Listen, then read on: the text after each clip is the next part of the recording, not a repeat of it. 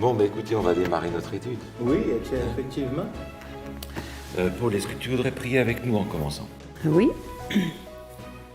Alors, Seigneur Jésus, merci de faire en sorte qu'on puisse être ensemble aujourd'hui à étudier ta parole, Seigneur.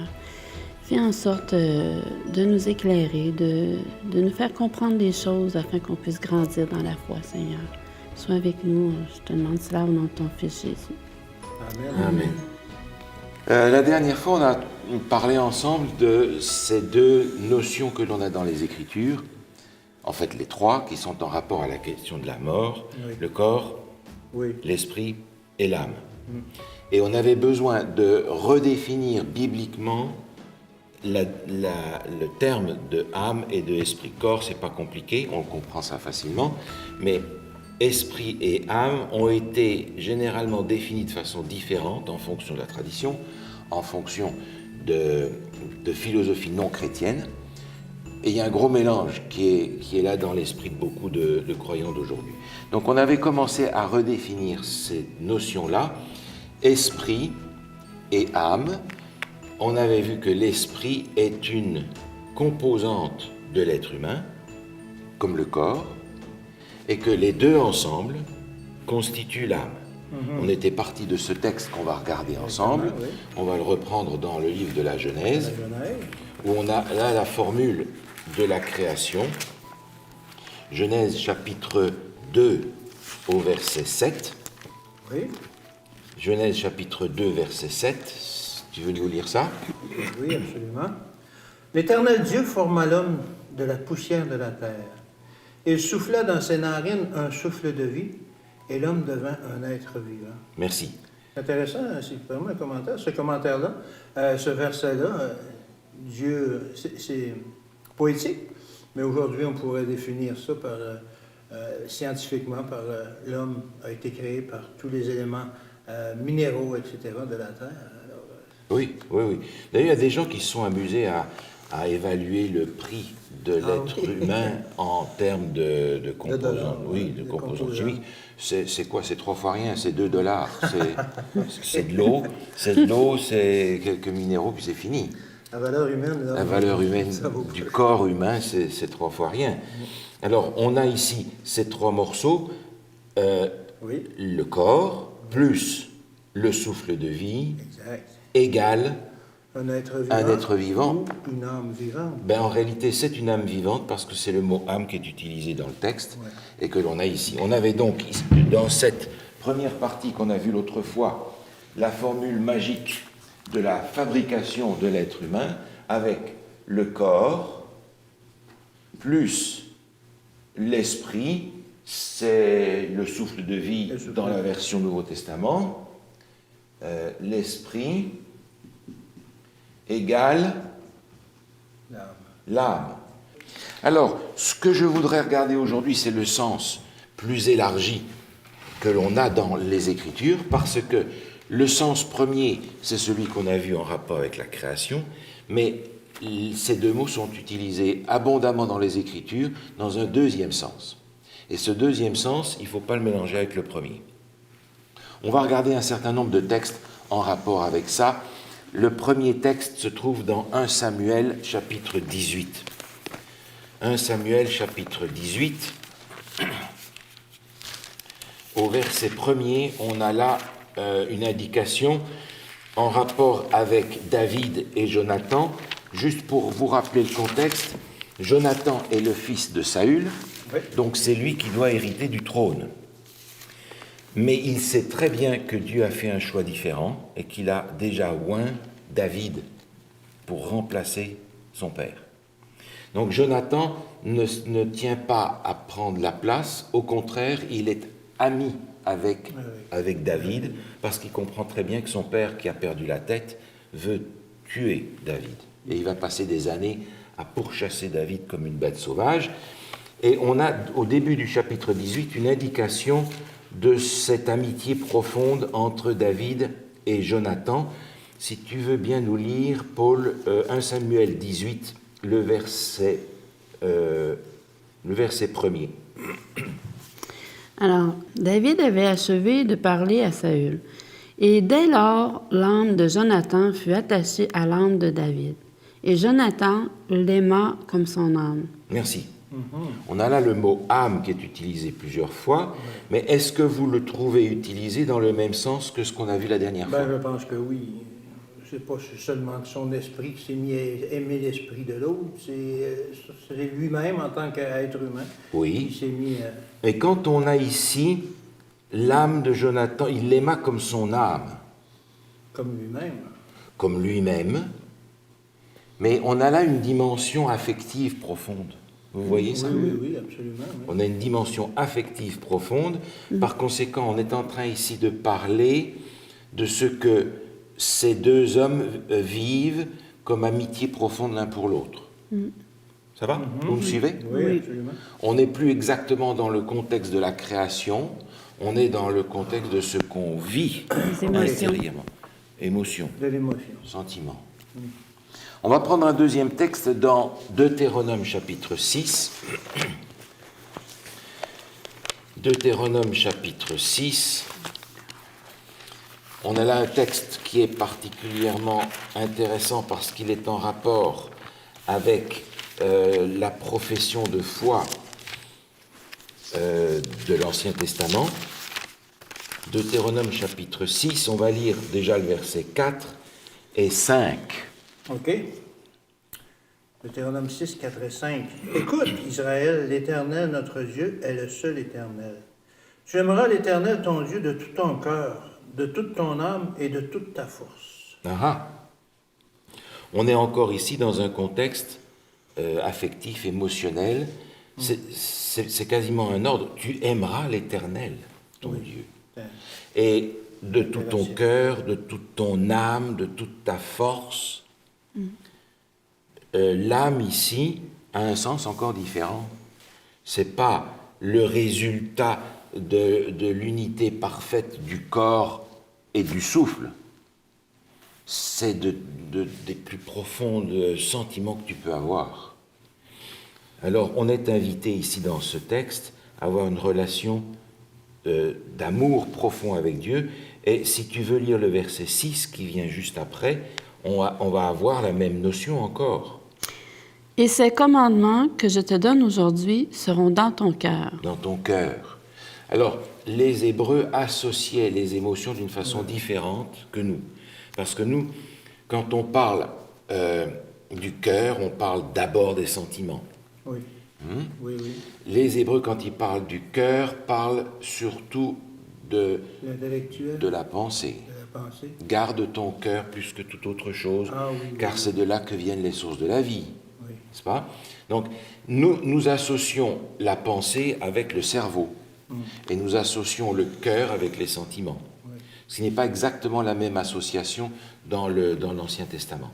Mais on a ici la pensée avec les émotions, avec la force intérieure. Donc c'est encore une fois une illustration différente de ce qu'on avait la dernière fois. Regardez par exemple maintenant le psaume 103.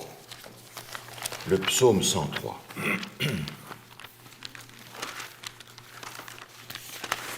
Psaume 103, qui est un psaume bien connu. Alain, si tu veux nous lire le verset 1 et 2. Absolument.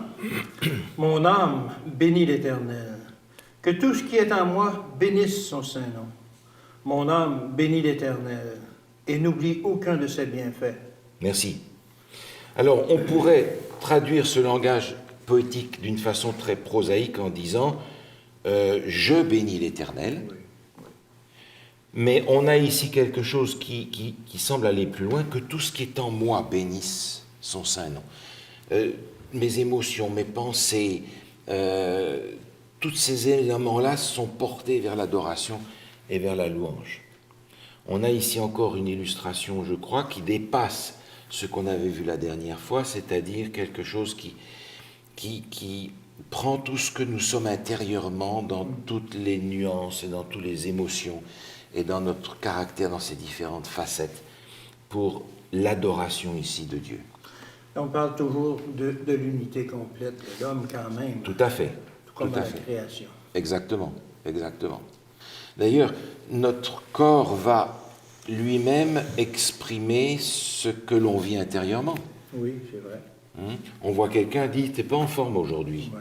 Ben non, je suis découragé, puis ça se voit sur la face. c'est vrai. Au contraire, on voit quelqu'un dit « non, tu pètes le feu aujourd'hui, hein ». C'est parce qu'il est content, il a reçu sa paye, je sais pas moi, et voilà. Donc ça, c'est une unité complète, et ce que l'on vit intérieurement paraît sur le corps. Les émotions. Les émotions, les sentiments, etc. Philippiens chapitre 2, on a aussi dans le Nouveau Testament un exemple de cette utilisation un peu différente du mot âme. Philippiens chapitre 2, versets 1 et 2 pour avoir la phrase complète. Tu veux nous lire ça, Alain? Oui, si donc il y a quelque consolation en Christ, s'il y a quelque changement dans la charité, s'il y a quelque union d'esprit, s'il y a quelque compassion et quelque miséricorde, rendez ma joie parfaite, ayant un même sentiment, un même amour, une même âme, une même pensée. Merci. Alors il y a là une énumération qui englobe tout ce que l'on vit justement. Une joie, un sentiment, un amour, une âme, une pensée. Tous les éléments de cette vie intérieure qui sont destinés à aller dans la même direction. Et dans ce texte, le mot âme est utilisé non pas dans le sens de la fabrication de l'être humain, c'est-à-dire de la personne telle que Dieu l'a fait avec le corps et le souffle, mais ici encore une fois de ses sentiments, de cet amour, de ses pensées. Sa dimension intérieure. La dimension intérieure. Si on veut prendre une expression un petit peu populaire, ce qu'on a vraiment au fond des tripes. Oui. Ce qu'on a au fond de nous-mêmes. Et ici, on a cette agglomération de mots qui vont dans le même sens pour faire un peu le tour de ce qu'on vit intérieurement. Donc le mot âme va être utilisé aussi pour désigner cette vie intérieure de l'être humain, dans toutes ses dimensions. Encore peut-être un texte qui va nous renvoyer dans l'Ancien Testament tout à l'heure, c'est le texte de Matthieu. Matthieu chapitre 26. Matthieu chapitre 26, on retrouve ici Jésus à Gethsémanée et on va lire dans Matthieu 26 le verset 38, si tu veux bien nous lire ça, Paul, s'il te plaît. Oui. Alors, il leur dit alors, « Mon âme est triste jusqu'à la mort. Restez ici et veillez avec moi. » Mon âme est triste jusqu'à la mort, restez ici, veillez avec moi. Comment est-ce que vous traduiriez ce texte-là en français courant, dans notre langage d'aujourd'hui? Je suis triste, je suis à bout de rouleau, Oui. je suis... J'ai le cœur à l'envers. Oui, oui, oui. Je suis bouleversée. Et on voit que ce verset-là m'apporte à me poser une question sur la philosophie qui est courante aujourd'hui, que notre âme est un souffle, un esprit qui vient de Dieu. Je suis dans le même sens que le texte, mais je veux dire divisible de l'homme, Oui. qui vient de Dieu, une partie de Dieu même, certains pensent. Oui. Comment Jésus pouvait avoir une partie de Dieu distincte de lui? Non, il était une personne. Mais oui. Et cette idée que l'âme est une espèce d'étincelle divine qui s'en va et qui se promène est en fait directement la philosophie de Platon, c'est la philosophie grecque qui s'est incorporée à la compréhension chrétienne et qui malheureusement a continué comme ça. Ouais. Ça a été utilisé pour consoler les gens dans leur deuil, Ouais. mais en leur disant, écoutez, ils ne sont pas vraiment morts, ils sont ailleurs. Mais ça n'aide rien parce qu'en disant ça, on retrouve le mensonge de Satan au début, vous ne mourrez point. Alors on est en fait parti là dans une piste qui n'est absolument pas compatible avec le sens biblique. Alors on se rend compte qu'on a ici non seulement par rapport à âme, non seulement un premier sens en rapport avec la création, la fabrication de l'être humain, l'être, la personne dans sa totalité, mais on a aussi un deuxième sens qu'on va dire peut-être comme ceci, sentiment profond. L'unité intérieure. C'est ça, l'unité intérieure de ce que l'on vit, la vie intérieure. Oui. Et on va exprimer ça par l'utilisation du mot âme, Oui. n'est-ce pas? Rien à voir avec une entité particulière qui s'échappe à un moment. C'est ce que nous on vit intérieurement. Alors, le texte que nous avons vu là est intéressant parce que, gardez-le dans votre âme, Oui. il nous est dit « Mon âme est triste jusqu'à la mort ». Alors maintenant, on va regarder un texte qui se trouve dans le psaume 143. Psaume 143.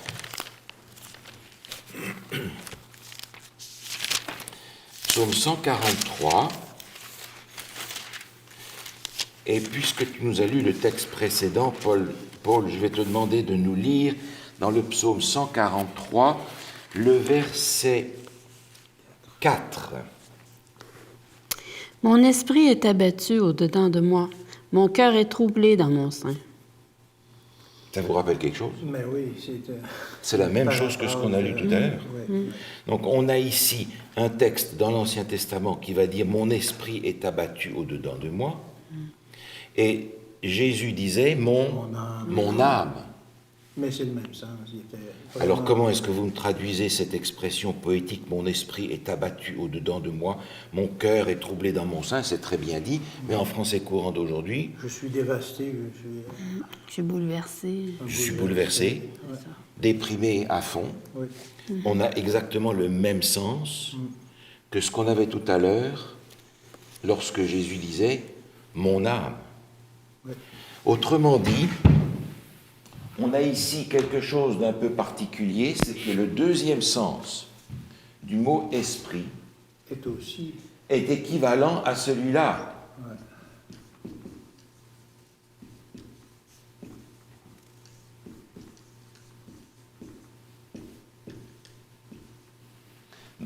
C'est pourquoi ces deux mots vont être utilisés dans le deuxième sens d'une façon interchangeable.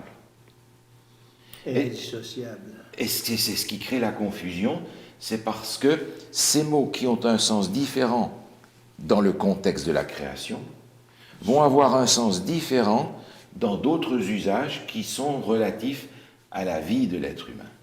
Okay. Vous voyez le problème qui se pose? C'est que les deux sens vont être mélangés. Et on va prendre l'un pour l'autre, et on ne va pas dissocier la manière dont ils sont utilisés. On va prendre un autre texte par rapport au sens de esprit, pour voir qu'on l'a aussi dans le Nouveau Testament. Regardez Romains, l'épître de Paul aux Romains, au chapitre 1er, le verset 9. Dieu que je sers en mon esprit dans l'évangile de son Fils, m'est témoin que je fais sans cesse mention de vous. Etc. Donc Dieu que je sers en mon esprit, il n'est pas ici en train de parler du souffle, Non. il est en train de parler de ce qu'il vit profondément en lui-même. Il est en train de dire, quand je prie Dieu dans le silence, je parle à Dieu par ma pensée, avec ce que je vis intérieurement, je me présente à Dieu. Il n'est pas ici en train de parler du souffle de vie, dont il est question dans le sens premier du mot. Donc vous voyez qu'il y a dans les Écritures principalement deux sens à l'utilisation de ces mots. Le mot âme et le mot esprit sont utilisés dans le contexte de la création, l'âme étant à ce moment-là le résultat du corps et de l'esprit ensemble, mais dans le deuxième sens, ils sont équivalents parce qu'ils représentent la vie profonde et intérieure de l'être humain. Alors, en fonction de ça, il y a un texte dans le Nouveau Testament qui a créé pas mal de confusion. Quand on le lit superficiellement, on a l'impression qu'il va dire exactement le contraire de ce qu'on a vu jusque-là. Okay. C'est le texte qui se trouve dans 1 Thessaloniciens, chapitre 5. Tu veux bien nous lire ça, s'il te plaît, Alain? 23 et 24. Que le Dieu de paix vous sanctifie lui-même tout entier, et que tout votre être, l'esprit, l'âme et le corps, soient conservés irrépréhensibles lors de l'avènement de notre Seigneur Jésus-Christ. Celui qui nous a appelés est fidèle et c'est lui qui le fera. Merci. Alors, jusque-là, on a vu, et je redessine un petit peu la chose.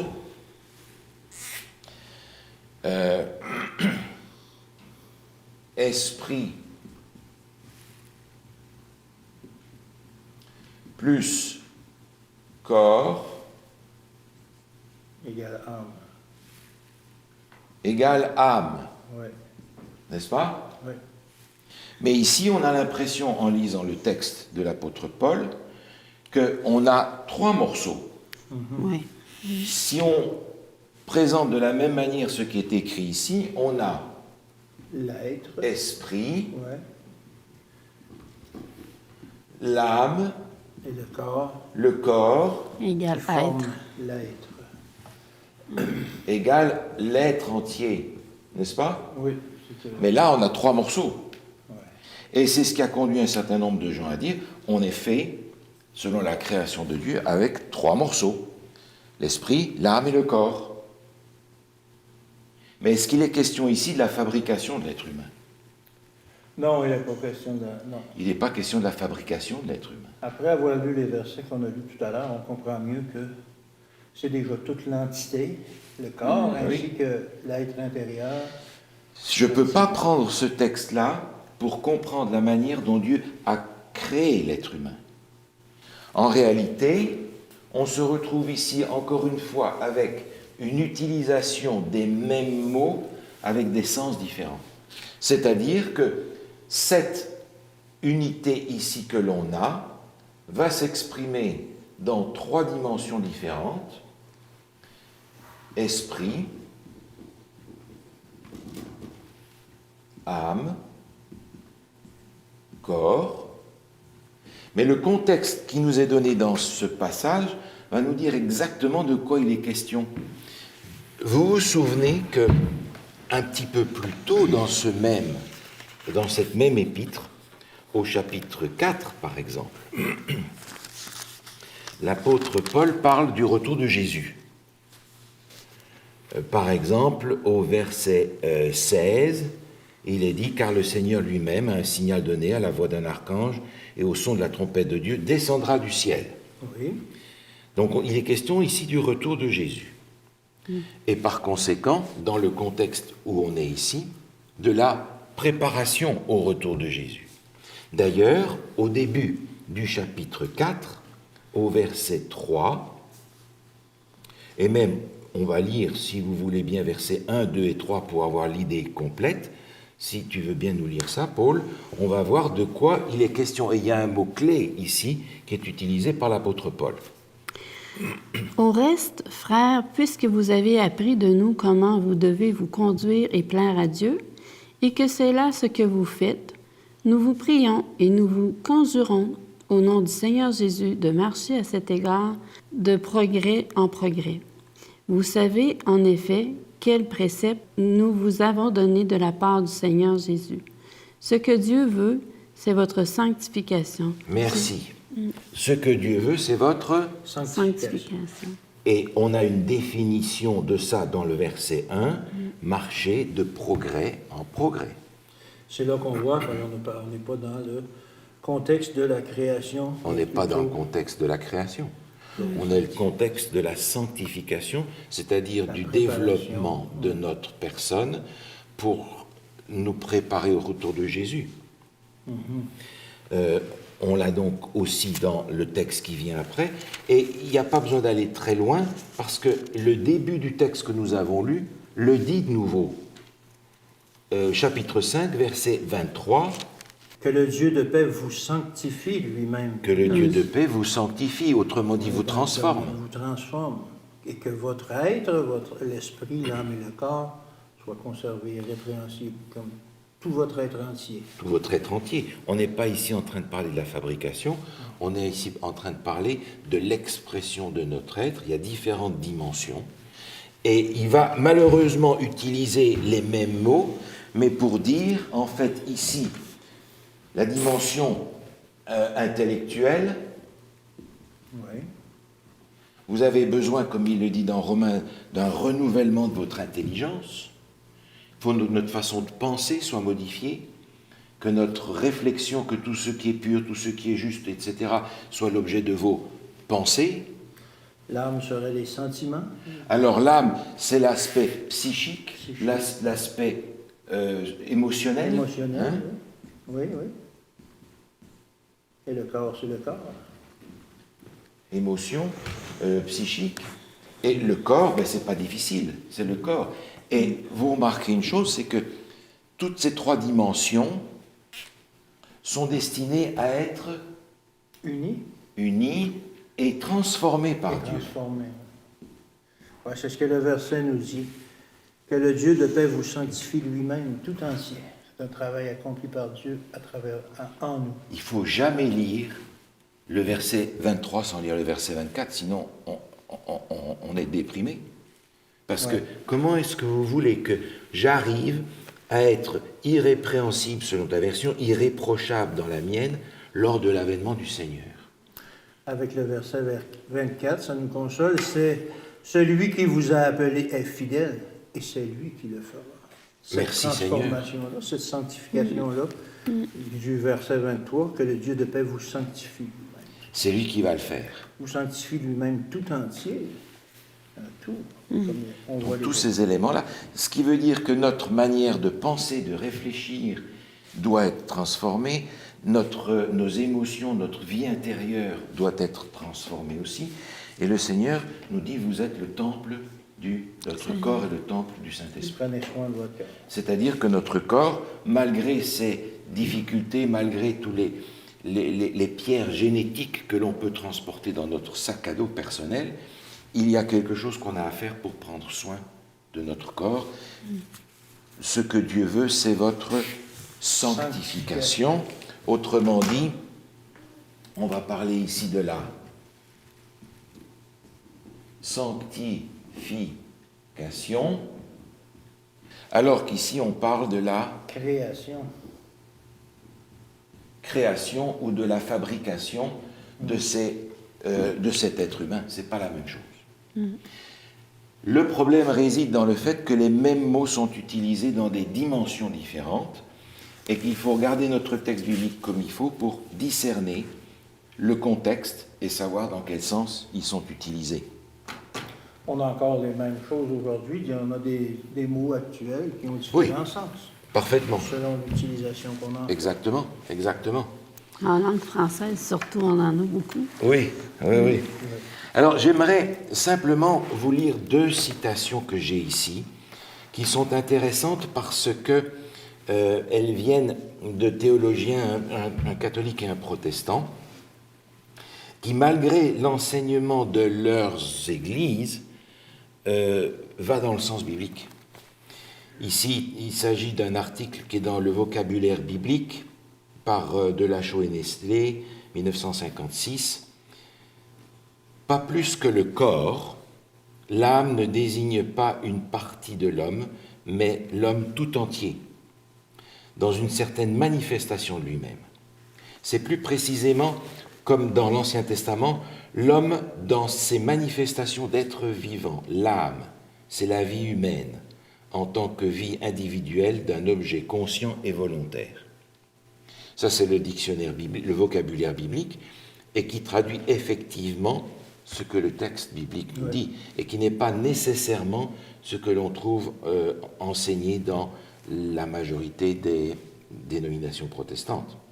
Ici, je vais vous lire un petit texte qui est issu d'un livre, Introduction à la foi catholique, qui a été réalisé par l'évêque Charles Eilinger des Pays-Bas, traduit en français en 68. Jésus emploie parfois le mot âme. Ne craignez rien de ceux qui tuent le corps, mais qui ne peuvent tuer l'âme. C'est Matthieu 10, verset 28. Mais dans sa bouche, le terme âme ne signifie pas un esprit qui plane dans les hauteurs, affranchi de la matière. Il désigne plutôt comme dans de nombreux passages bibliques, la vie, le noyau vivant tout entier, corps et esprit. La langue de la Bible ignore tout d'une âme incorporelle. Wow. C'est un théologien catholique qui l'explique, mais encore une fois, malheureusement, on ne retrouve pas cet enseignement-là dans la majorité des églises qu'il représente. Donc même ceux qui aujourd'hui ont adopté largement une compréhension grecque, païenne, de l'âme et de l'esprit, on se rend compte dans l'étude de la Bible, comme ces gens l'ont fait, qu'on a dans le texte biblique deux dimensions. La dimension création et la dimension expression de l'être humain. Il faut regarder le contexte, comme on l'a fait, pour savoir de quoi il est question. Il faut par conséquent revenir à ce qu'on avait dit au début, c'est-à-dire que si je veux comprendre une notion biblique, un enseignement biblique, il va falloir aller chercher dans toutes les Écritures ce qui concerne ce sujet-là. Oui. Je ne peux pas prendre un texte et dire « Ah, l'apôtre Paul a dit 3 morceaux ». Non, ce n'est pas 3 morceaux, parce que le reste des Écritures va dans une direction différente. Alors, la prochaine fois, nous allons regarder les conclusions de tout ça.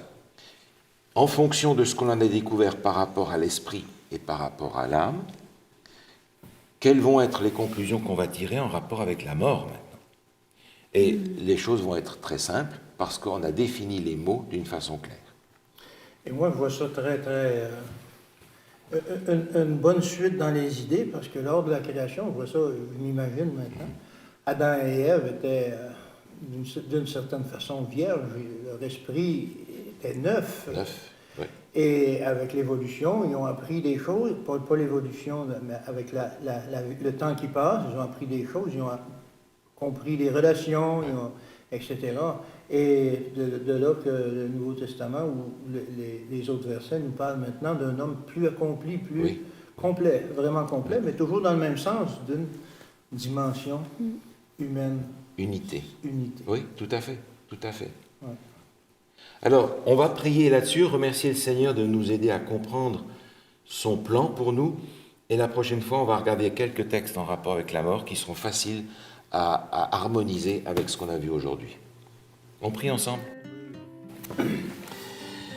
Seigneur, nous voulons te remercier encore aujourd'hui de ce que ta parole nous éclaire et nous permet de comprendre non seulement comment tu nous as conçus et fabriqués, tu nous rappelles que tu nous as fait à notre image, mais tu nous as fait aussi des êtres entiers, complets, qui ont une vie intérieure profonde.